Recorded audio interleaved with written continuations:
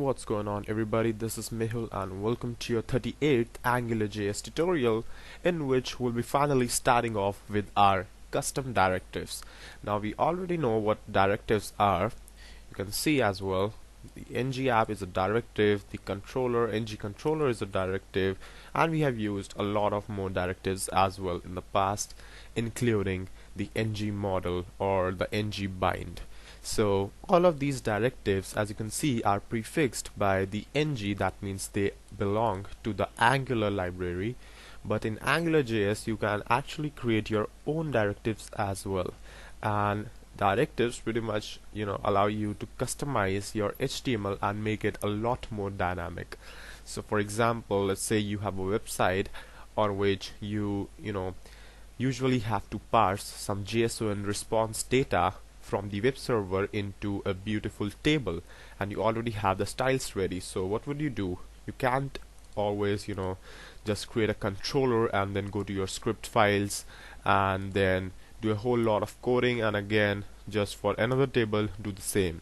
So what you can do is you can simply create a directive called my table, and then what you can do is you can just with your div class table and just add your directive like that. So that would automatically turn your JSON script into a table. Well, enough of talking, let's get started with a simple hello world program in AngularJS with the help of a custom directive. So first of all, let me just get rid of this. Okay, so the first thing you need to do when you are creating a custom directive is you need to decide a name. So for example, when I write app.directive, and here goes the name, just like we do for controller or any factory or whatever, and here goes the function definition, and right here what we're gonna do is we're gonna return an object, and this object is the master, you can say. All of that working of your directive is programmed right here. So the naming convention about this directive is that, let's say you have you want to name your HTML tag or HTML directive as, let's say, div class something, and then you want the directive to be named as my first directive. Now to do that, what you have to do is inside here you have to make use of camel casing.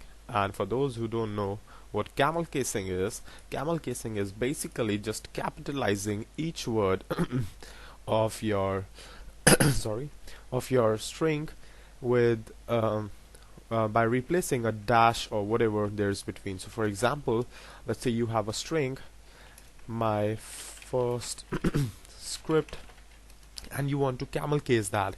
So what you have to do is just write my, and then instead of this dash write a capital F first, and instead of this dash write a capital S. So this is the camel cased version of this string. So similarly in AngularJS we make use of the camel casing instead of this, and when you make use of camel casing you have to use dashes in HTML. So to make this directive available, what you have to type here is my first script. Now right here what we have to do is we have to simply return a template, just like we used to do in the routers. So while routing in AngularJS, I showed you that we can make use of template, and you can pretty much return anything you want and it would be shown up on the screen. So similarly with here as well we can do the same thing. So if I do like template hello world, and if I run the script on the browser,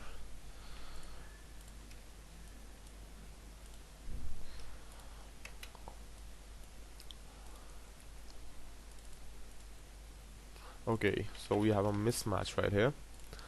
Never mind. So you see we get a hello world here with this AngularJS directive.